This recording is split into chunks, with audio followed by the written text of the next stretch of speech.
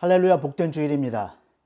하나님의 얼굴을 뵙기 위해 이 자리에 나오신 여러분들 참 복받은 사람들입니다. 기도로 오늘 설교를 시작하겠습니다. 사랑과 은혜가 풍성하신 하나님 아버지 감사합니다. 오늘 주님의 얼굴을 뵙기 위해 우리가 이 자리에 나왔습니다. 주님의 존전에 모인 하나님의 백성들에게 하나님의 음성을 들려주시옵고 하나님의 얼굴을 비추어 주시옵소서. 그 빛난 영광을 비춰 주시사 우리의 삶이 어둠 가운데서 빛으로 변화되게 하여 주시옵소서. 오늘 이 설교를 통해서 하나님의 음성을 듣게 하여 주시옵소서. 그래야 하나님의 능력 있는 사명자로 살아가게 하시고 이웃을 사랑하며 세상을 이롭게 하는 하나님의 자녀다운 삶을 살게 하여 주시옵소서. 예수님의 이름으로 기도하옵나이다. 아멘. 오늘 하나님께서 우리에게 주시는 말씀은 사도행전 9장 3절에서부터 7절 말씀입니다. 사도행전 9장 3절에서 7절 말씀입니다. 하나님의 얼굴을 보고 싶어요 라는 제목으로 말씀을 전하겠습니다. 본문을 함께 읽겠습니다. 사울이 길을 가다가 다메섹에 가까이 이르더니 호련히 하늘로부터 빛이 그를 둘러 비추는지라. 땅에 엎드려져 들음에 소리가 있어 이르시되 사울아 사울아 내가 어찌하여 나를 박해하느냐 하시거늘 대답하되 주여 누구시니까? 이르시되 나는 내가 박해하는 예수라. 너는 일어나 시내로 들어가라. 내가 행할 것을 내게 이를 자가 있느니라 하시니 같이 가던 사람들은 소리만 듣고 아무도 보지 못하여 말을 못하고 서 있더라. 지난주 설교에서요, 사람이 감출 수 없는 것들이 있다고 그랬어요. 그 중에 한 가지가 사랑하는 마음입니다. 사랑하는 마음을 들킬까 봐 쳐다보지 않으려고 애써보지만요, 눈은 이미 사랑하는 사람의 얼굴을 보고 있습니다. 그리고요, 사랑하는 사람을 쳐다보는 그 반짝이는 눈빛이 말을 하고 있어요. 당신을 사랑합니다. 사랑하면 보고 싶습니다. 그러면요, 우리는 사랑하는 하나님의 얼굴을 볼 수 있을까요? 아니요. 하나님의 얼굴은 영광으로 빛나기 때문에 우리 눈으로는, 육 안으로는 볼 수가 없습니다. 하지만 또 우리는 볼 수도 있어요. 왜냐하면 하나님께서 우리를 사랑하시기 때문에 그 얼굴을 우리에게 향하고 계시기 때문입니다. 그렇기 때문에 우리가 하나님의 얼굴을 볼 수 있습니다. 하나님께서 백성들에게 자신의 얼굴을 나타내시는 것을요, 현현이라는 말로 표현을 합니다. 이 현현은요, 하나님의 임재와는 조금 달라요. 임재는 우리와 함께 계속 거하신다는 그런 의미입니다. 계시록에는 말씀 가운데 임재하시는 하나님을 경험하죠. 365일 주야로 여호와의 말씀을 즐거이 묵상하면서 임재를 경험하는 것이 개신교입니다. 반면에 현현은요, 특별한 때 하나님께서 얼굴을 나타내실 때에만 볼 수가 있는 것입니다. 구약시대에는 하나님의 얼굴을 육안으로 볼 수 없었어요. 시내산에서 여호와와 친밀한 대화를 나누던 모세조차도 여호와의 얼굴을 보지 못했습니다. 오직 등을 볼 수만 있었어요. 왜냐하면 그 영광의 광채가 사람을 파괴할 정도이기 때문이었습니다. 여호와께서 솔로몬 성전 봉헌식의 현현에서 구름 가운데 나타내실 때요, 제사장들이 그 영광의 무게를 받아낼 수가 없어서 쓰러질 지경이었다 라고 기록하고 있지 않습니까? 그런데요, 복음서에서는 상황이 달라집니다. 하나님께서 인간의 몸으로 이 땅에 내려오시죠. 백성들과 동고동락하시다가 십자가에 못 박혀 죽기까지 하십니다. 그리고 무덤에도 묻혀요. 여기까지는 우리와 똑같은 인간의 모습으로 사람들이 예수님을 대면한 것이죠. 그런데요, 부활하신 그리스도는 또 달라져요. 제자들도요, 부활하신 그리스도를 보고도 그가 예수라는 것을 알아채지 못했습니다. 그의 모습이 죽기 전의 모습과 달랐기 때문이죠. 그리고 그리스도는요, 제자들이 지켜보는 가운데 감람산 위에 하늘로 승천하십니다. 제자들은 이 땅에서 성육신하신 하나님의 현현을 눈으로 직접 보았습니다. 복음서는요, 하나님의 얼굴을 육안으로 볼 수 있는 특별한 시대의 역사예요. 그런데 성령 시대인 지금 사도행전 7장에 보면요, 스데반은 모세도 볼 수 없었던 현현을 봅니다. 스데반은 부활 승천하신 예수 그리스도께서 하나님 영광의 보좌 우편에 서 계신 인자의 형상을 똑똑히 보았습니다. 사내들이는 예수를 죽였습니다. 그런데 그들이 죽인 예수가 부활 승천해서 하나님의 보좌 우편에 서 계십니다. 마침내 우리가 믿는 예수 그리스도의 완전한 형상을 보여주신 거예요. 그 형상은요, 나중에 우리가 천국 가서 뵙게 될 예수 그리스도의 형상일 것입니다. 그 현현은요, 한편으로 스데반이 이 땅에서 죽으면 하늘이 열리고 예수 그리스도 앞으로 올라간다는 의미이기도 합니다. 예수께서 십자가에서 죽으시고 부활하고 승천하셔서 빛나는 영광의 보좌 옆에서 나타내심이요, 우리 믿는 자들에게는 소망의 계시입니다. 우리가 직접 그 현현을 보지는 못했지만 하나님께서 말씀을 통해서 우리에게 계시하는 거예요. 이 땅의 인간은 반드시 죽는다. 예수도 죽었고 스데반도 죽었다. 그러나 예수를 그리스도로 믿는 자들은 죽어서 하늘로 들림받아서 하나님의 얼굴을 보게 된다. 이것이 바로 스데반에게 나타내신 현현의 의미입니다. 주의 얼굴을 배울 날을 기다리는 우리에게 천국 소망을 가지라는 그 계시의 말씀인 것입니다. 저는 천상병 시인의 귀천이라는 시를 좋아합니다. 여러분들도 많이 알고 계실 텐데요, 오늘 그 시를 한 수 읊어드리려고 합니다. 나 하늘로 돌아가리라. 새벽빛 와 닿으면 쓰러지는 이슬 더불어 손에 손을 잡고 나 하늘로 돌아가리라. 노을빛 함께 단 둘이서 기슭에서 놀다가 구름 손짓하면은 나 하늘로 돌아가리라.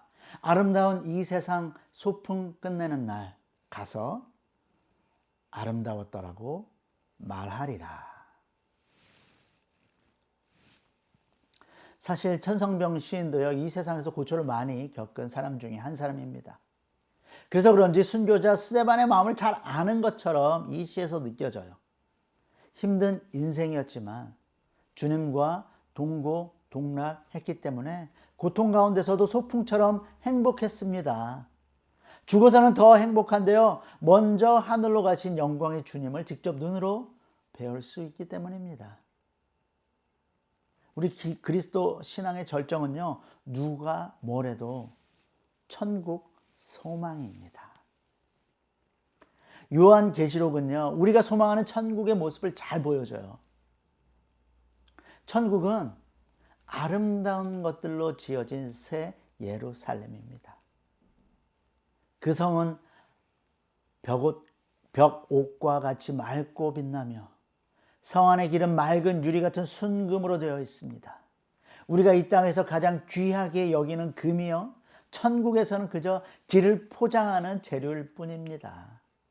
그 성벽은 12개의 기초석 위에 서 있는데요, 그 기초석들이요, 벽옥, 사파이어, 에메랄드, 홍보석으로 이 땅의 가장 찬란한 보석들입니다. 성으로 들어가는 12개의 문 하나하나가 커다란 진주 한 개로 만들어져 있습니다. 가장 놀라운 것은요, 그 그곳에 비칩니다. 그 성에는 해나 달의 비침이 쓸데없습니다. 이 땅처럼 밤이 오거나 어두워지는 일이 없습니다. 왜냐하면 하나님의 영광이 친히 비치고 어린 양이 예수 그리스도께서 그 등불이 되시기 때문입니다. 천국은요, 하나님의 임재 자체가 빛이 되는 영원한 낮입니다.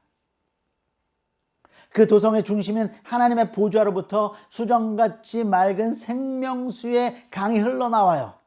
그리고 강 좌우에는 에덴에서 잃어버렸던 생명나무가 서 있는데요, 달마다 열매를 맺습니다. 이 땅에서의 순교자의 삶이 때로는 고되고 외롭게 느껴질지라도 여러분, 낙심하지 마십시오. 우리를 위해 예비된 저 영원한 도상은요, 이 땅의 고난과는 비교할 수 없는 영광으로 가득 차 있습니다. 그리고 천국에는 우리를 괴롭히던 사망이 없고 애통하는 것이나 곡하는 것이나 아픈 것이 다시 있지 않습니다. 우리를 분리시키고 두렵게 하던 바다도 다시는 있지 않고 죄로 인한 저주도 다시는 없습니다.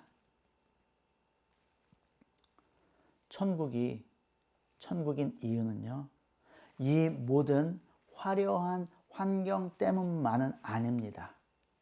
그 모든 영광의 중심에 하나님의 장막이 사람들과 함께 있음에 하나님이 그들과 함께 계시기 때문입니다. 우리가 그토록 사모하던 하나님 아버지와 어린 양이신 예수 그리스도를 마침내 얼굴과 얼굴을 대하여 볼 수 있습니다. 그분의 영광의 빛 안에서 그분의 생명수를 마시며 그분의 완전한 사랑을 누리는 것이 바로 우리가 돌아갈 하늘 나라입니다.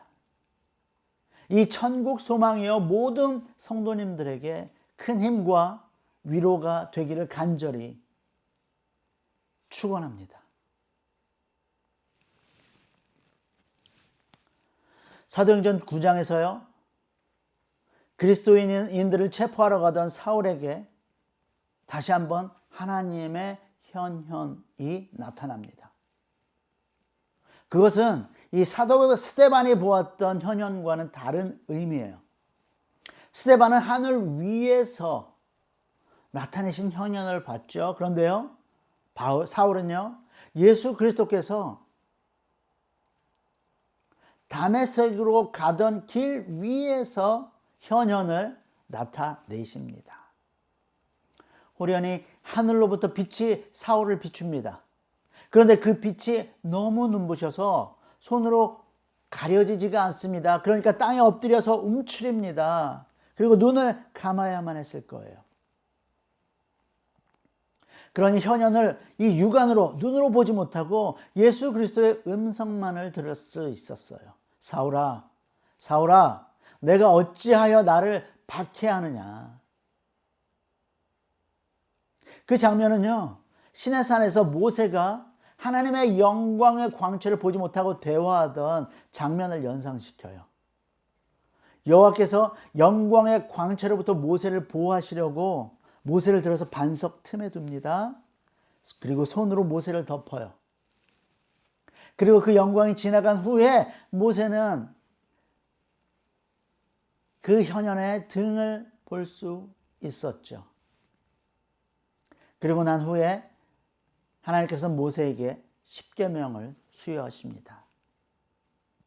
이스라엘이 하나님의 백성으로서 순종해야 하는 율법을 받은 거죠. 그 모세처럼 사울도 예수 그리스도의 현현 가운데 순종해야 할 명령을 받는데요. 이 사람은 내 이름을 이방인과 임금들과 이스라엘 자손들에게 전하기 위하여 택한 나의 그릇이다. 다메섹 도상의 현현 가운데 사울은 이방인에게 복음을 전할 사도로 부르심을 받았습니다. 모세는 사라질 영광으로서 율법이란 옛 언약을 받았다면요, 바울은요, 더 큰 영광으로서 그리스도의 형상이라는 새 언약을 받았다는 차이가 있어요. 사울에게 나타나신 현현은 짧지만 이방인의 사도인 바울로서 전해야 할 복음을 계시받는 매우 중요한 순간입니다. 바울 서신 전반에 걸쳐서 다메섹 도상에서 나타내신 현현의 영광이 곳곳에 비춰지고 있어요. 그 핵심적인 구절은 이것입니다. 그리스도는 하나님의 형상이니라. 어두운 데 빛이 빛이라 말씀하셨던 그 하나님께서 예수 그리스도의 얼굴에 있는 하나님의 영광을 아는 빛을 우리 마음에 비추셨느니라. 고린도후서 4장 말씀입니다. 사도 바울은 그 현현 가운데 그의 눈으로는 직접 보지 못했지만 그는 주의 음성을 들었습니다. 그리고 주님께서는 그 영광의 현현 가운데 에스겔 1장에서 나타내셨던 현현을 바울에게도 보여주셨어요. 바벨론의 포로로 잡혀간 에스겔은요, 그발 강가에서 포로로 잡혀 있을 때 하늘이 열리는 환상을 보았습니다. 북쪽에서 폭풍 구름이 몰려오는데 그 속에서 불과 빛나는 광채가 비춰졌습니다. 그 불 가운데 네 생물이 나타났는데요. 각 생물은 사람, 사자, 소, 독수리의 얼굴을 하고 있어요. 네 개의 날개를 가졌습니다. 그들은 몸을 돌리지 않고 사방으로 신속하게 움직였어요. 각 생물의 곁에는요, 기이한 바퀴가 있었는데요. 그 바퀴의 안에는 또 바퀴가 있어서요, 방향을 틀지 않고도 어디든지 날아갈 수 있었어. 바퀴태에는 눈이 가득했습니다. 생물과 바퀴는 하나님의 영에 의해서 함께 움직였어요. 생물들의 머리 위에는 수정처럼 맑은 이 궁창이 있었어요. 이런 플랫폼이죠. 그 궁창 위에 사파이어와 같은 보좌가 있었고요. 그 보좌 위에는 사람의 모양 같은 형상이 앉아 있었습니다. 그 형상은 허리 위아래가 모두 불과 광채로 휩싸여 있는데요. 그를 둘러싼 광채는 마치 비오는 날의 무지개 같았습니다. 그것이 바로 여호와의 영광의 현현이었습니다. 바울은 땅에 엎드린 채로 에스겔에게 나타내신 그 현현 가운데 계신 하나님의 형상이신 그리스도를 본 거예요. 바벨론에서 에스겔을 보았던 그 기이한 보좌 위에 앉아있는 사람의 모양 같은 형상, 그 형상이 바로 인자이신 예수 그리스도이십니다. 바리새파였던 사울은요, 아브라함의 자손으로서 이 모세 율법에 순종할 때 구원을 얻는다 라고 믿었어요. 그런데요, 하나님의 형상이신 그리스도의 현현을 본 다음에는요, 그의 신앙이, 그들의 삶이 변형이 되는데요.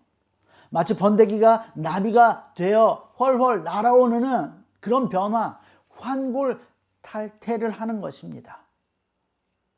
그리스도를 박해하던 자가 그리스도를 주로 증거하는 자가 되는 것입니다. 하나님의 형상이 바로 그 예수 그리스도다. 이 한 문장이 다메섹 도상에서 깨달은 사도 바울의 핵심 사상입니다. 하나님의 형상, 그것은 창세기 1장에서요, 아담을 지으실 때 말씀하신 것입니다. 첫 번째 아담은 하나님의 형상을 담게 만들어졌지만 그는 그 형상을 잃어버렸습니다. 그래서 마지막 아담이신 예수 그리스도께서 하나님의 형상을 입고 현현하십니다. 마지막 아담이신 예수 그리스도 안에서 하나님의 형상을 회복하는 것이 구원이다라는 진리를 그때 바울이 깨달은 거예요. 이 바울의 구원론은요, 고린도후서 3장 18절에 정말 잘 드러나고 있는데요. 성령께서 우리 얼굴의 수건을 벗기시고 그리스도의 영광을 보게 하실 때 우리는 그분의 형상으로 점점 변화됩니다. 더 나아가서요, 구원이 유대인에게만 있는 것이 아니라 예수 그리스도 안에서 누구든지 하나님의 형상을 닮아가는 구원을 얻는다 라고 선언합니다. 고린도전서 15장 21절과 22절 말씀이에요. 사망이 한 사람으로 말미암았으니 죽은 자의 부활도 한 사람으로 말미암는도다. 아담 안에서 모든 사람이 죽은 것 같이 그리스도 안에서 모든 사람이 삶을 얻으리라. 할렐루야. 사도 바울은 다메섹 도상의 현현에서요, 예수 그리스도의 복음을 깨닫습니다. 그리고 이방인의 사도로서 부름을 받아요. 하나님께서는 사도 바울 한 사람에게만 현현을 나타내셨지만요, 사도행전 그리고 바울 서신서들을 통해서요, 인류에게 말씀으로 계시하신 겁니다. 하나님의 형상이 바로 예수 그리스도시다. 자식은 부모를 닮습니다. 이 외모도 닮지만요, 목소리 같은 것도 닮고요, 행동도 닮아요. 그것이 창조주의 섭리입니다. 하나님의 자녀는 하나님의 형상을 닮습니다. 하나님의 형상을 닮는다는 의미를 저는 세 가지로 정리하겠습니다. 먼저는요, 성령님이 임하시고 우리 가운데 임하셔서 하나님의 자녀로 우리는 거듭나는 것입니다. 두 번째는요, 성령님이 내주하시기 때문에 우리의 인격이 변화됩니다. 하나님의 자녀는요, 말씀에 순종하고요, 성령의 열매를 맺어요. 세 번째는요, 이웃을 사랑하고 복음을 증거하고요, 창조 세계를 돌보는 삶, 그런 사명자로서 하나님 아버지께서 창조하신 세상과 사람들을 치유하고 회복시키는 삶을 삽니다. 우리가 예수 그리스도 안에 있다면요, 우리는 하나님의 형상으로 점점 닮아가게 되어 있습니다. 만약에 누군가가 하나님의 형상을 닮은 구석이 별로 없다면요, 그 사람이 하나님의 친자식인지 아닌지 의심해야 합니다. 그 의심은 반드시 필요해요. 하나님의 자녀인 척 스스로를 속이면서 교회 다니다가요, 나중에 하나님의 심판대 앞에 서서 하나님께서 너는 내 자식이 아니다 부정하시면요, 우리는 돌이킬 수 없는 비극을 맞이하게 돼요. 저 천국행이 아니라 지옥행입니다. 그러니까 여러분 스스로 질문하십시오. 나는 하나님의 형상을 닮아가고 있는가? 그 질문을 혹시라도 난 아닌 것 같아 라는 의심이 든다면요, 하나님 아버지께 간구하십시오. 주여, 저를 자녀로 입양해 주세요. 하나님의 형상으로 변화시켜 주세요. 은혜가 풍성하신 하나님께서 간구하는 자에게 은혜를 베푸십니다. 거의 100년이 된 작품입니다. 1932년에요. 김동인이라는 작가가요, 발가락이 닮았다라는 이 단편 소설을 발표합니다. 내용은 이래요. 노총각 M이요, 32살에 결혼을 하는데 아내가 임신을 합니다. 그런데요, M은 자신이 불임일 가능성이 높았기 때문에 아내의 부정을 의심해요. 어느 날 M은 의사인 친구에게 불임 검사를 해볼까 라고 생각했지만 아니다, 그만두었습니다. 그리고는요, 친구 병원이 아니라 다른 병원에서 검사를 했는데 불임이라는 판명을 받습니다. 그럼에도 의사 친구에게는 자기 검사했는데 불임이 아니래 거짓말을 합니다. 때가 참에 M의 아내가 아들을 출산합니다. 그리고 어느 날 M은 아들의 기관지에 문제가 있어가지고요, 의사 친구에게 진료를 받으러 가요. M은 처음 자기 아들을 보는 친구에게 동의를 구하면서 말을 해요. 내 발가락 보게나. 내 발가락은 남의 발가락과 달라서 가운데 발가락이 그중 길어. 쉽지 않은 발가락이야. 한데 이놈의 발가락을 보게 꼭 내 발가락 아닌가? 닮았거든. M은 친자가 아니라는 사실을 알았기 때문에 발가락이 닮았다. 자주하며 살기로 한 것입니다. 스스로도 속이고 아내도 속이고 아들도 속이면서 사는 것이 현명한 방법인지도 모르겠습니다. 친자가 아니면 어떻습니까? 그냥 친아들이라고 믿고 사랑으로 키우면 됩니다. 낳은 정보다 기른 정이 깊으니까요. 그러나 영적인 세계에서 그러면 큰 변화를 당할 것입니다. 사람을 속일 수 있지만요, 하나님을 속일 수는 없기 때문입니다. 그냥 하나님의 아들인 척, 하나님의 딸인 척 교회를 다니면서 살 수 있습니다. 그런데 그 결과는요, 율법주의에 빠지거나 기복주의에 빠지거나 은사주의에 빠지거나 긍정주의에 빠지거나 합니다. 하나님의 뜻과 상관없이 이런 종교 활동에 빠진 사람들은요, 하나님의 친자식이 아닙니다. 나더러 주여 주여 하는 자마다 다 천국에 들어갈 것이 아니요 다만 하늘에 계신 내 아버지의 뜻대로 행하는 자야라야 들어가리라. 하나님의 형상을 담기 위해서는요, 하나님의 이 말씀을 읽고 묵상하면서 아버지의 뜻을 깨닫고 실천해야 됩니다. 매주 강조하고 있습니다. 성령의 임재 가운데 성경을 읽으십시오.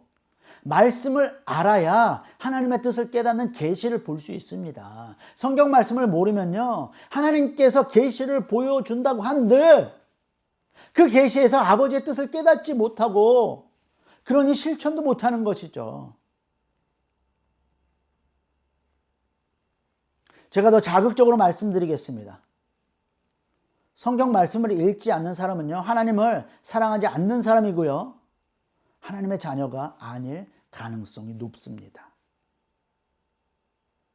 죽어서 천국에 갔는데 거기는 온통 하나님의 영광으로 가득 차 있습니다. 그런데요, 왜 이리 낯설어요? 왜 그러냐면요, 이 땅에서 하나님의 얼굴을 본 적이 없어서 그래요. 주변을 보니까 남들은 다 하나님의 형상을 닮아 있는데요, 나는 발가락만 닮았어요. 얼마나 소외감을 느끼겠습니까? 천국에서요, 성경을 읽어야 합니다. 말씀 가운데 임재하시는 하나님과 대면하십시오. 말씀을 통해서 하나님을 대면하면 하나님을 더 사랑하게 되고요, 하나님을 자주 보면 볼수록 하나님의 형상을 더 닮아갑니다. 그 좋은 천국에 가서 더 큰 영광 가운데 사랑하는 하나님과 하나님의 형상을 가족들을 대면하시기를 축복합니다. 기도하겠습니다.